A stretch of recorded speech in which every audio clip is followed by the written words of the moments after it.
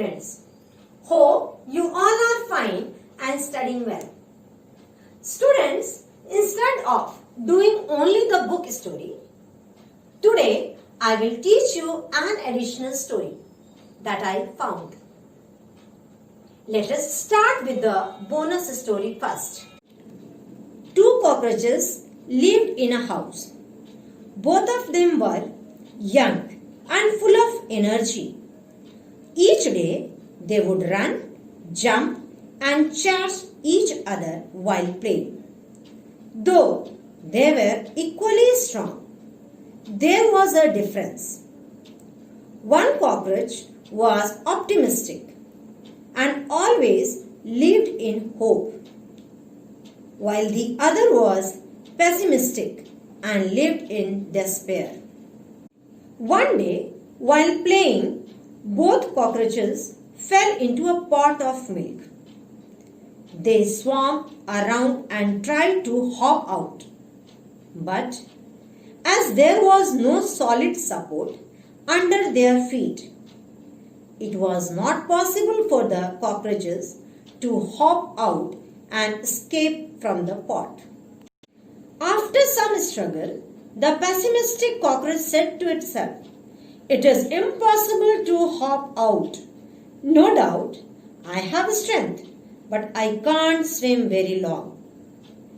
I am already tired." Thinking thus, the cockroach did become tired soon and could not swim any longer. It gave up its struggle and went down to the bottom of the pot. Finally, it was drowned. On the other hand, the optimistic cockroach kept on struggling, saying to itself, "No doubt it seems difficult, but who knows? Maybe some miracle will occur. If I try a little longer, something good might happen. It is a question for only a few minutes more and then I will be out of here." Hoping for a miracle to happen, the second cockroach went on swimming.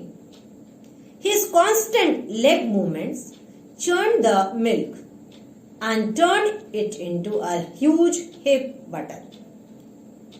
Soon the cockroach was able to climb up the heap of butter and hopped out of the pot. Positive thinking had saved the life of the cockroach.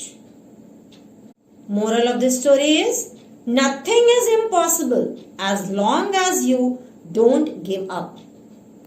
Now, let's do the main story, that is, the power of self-confidence.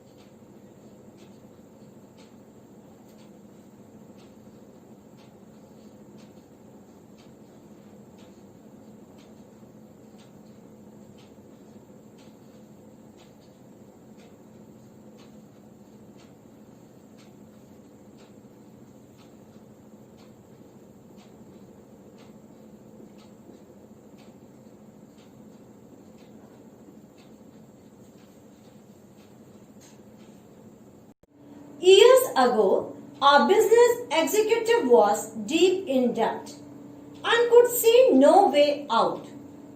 Creditors were closing in on him. Suppliers were demanding payment. He sat on the park bench, head in hands, wondering if anything could save his company from bankrupt. Suddenly, an old man appeared before him. "I can see that something is troubling you," he said. After listening to the executive's woes, The old man said, I believe I can help you. He asked the man his name, wrote out a check, and posted it into his hand saying, Take this money. Meet me here exactly 1 year from today, and you can pay me back at that time. Then he turned and disappeared as quickly as he had come. The business executive saw in his hand a check for $500,000 signed by John D. Rockefeller, one of the richest men in the world. I can erase my money worries in an instant, he realized. Nonetheless, the executive decided to put the check in his safe first, just knowing it will give him the strength to work out a way to save his business, and he could always fall back on it later, he thought. With renewed optimism, he negotiated better deals and got extended terms of payment from creditors. Soon he was closing big sales. Within a few months, he was out of debt and making money once again. Exactly a year later, he returned to the park with that uncashed check. The old man did not appear for some time.